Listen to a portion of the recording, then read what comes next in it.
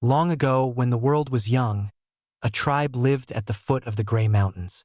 For generations, this land had fed their ancestors. But the rivers had dried up, and the animals had vanished from the forest. The earth no longer gave life. Chief Grom called the elders to the fire. The old shaman, Valen, stared into the dying flames for a long time.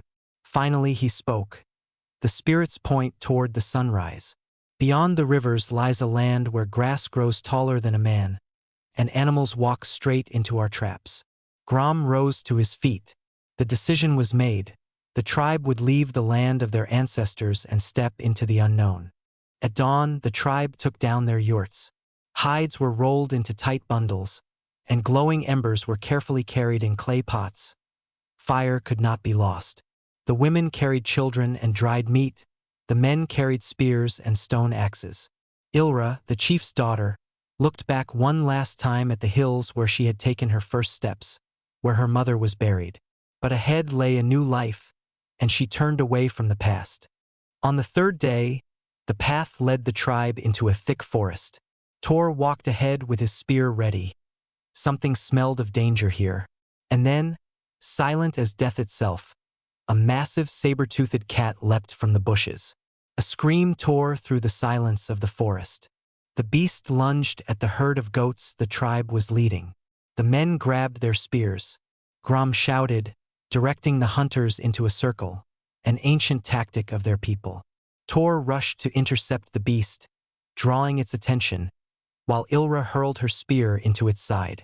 The creature roared in pain and vanished into the trees, leaving a trail of blood. The tribe lost 2 goats, but everyone survived. For the first time, Tor and Ilra looked at each other differently. That night, the tribe made camp at the edge of the forest. Valen told an old legend by the fire of a forest spirit who tests every traveler before letting them pass. The children listened, breathless, while the adults mended torn clothing from the battle. Grom watched his daughter. She was strong, stronger than he had been at her age. But the journey had only just begun, and the hardest trials were still ahead. On the 5th day, the tribe reached a rocky valley and stopped. On the far side stood strangers. Their faces were painted with red clay, and their spears were longer and sharper.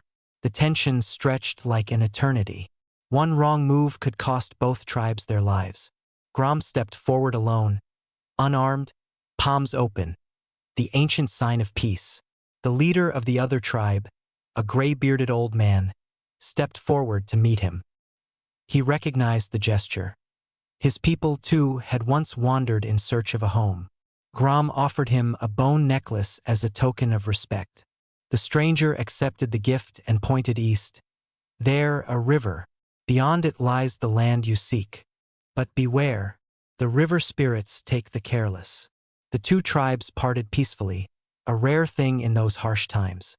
But the old man's warning would soon echo through the traveler's fate. The river turned out to be wider than anyone expected. Wild, cold, unyielding. The men lashed together rafts from logs and vines.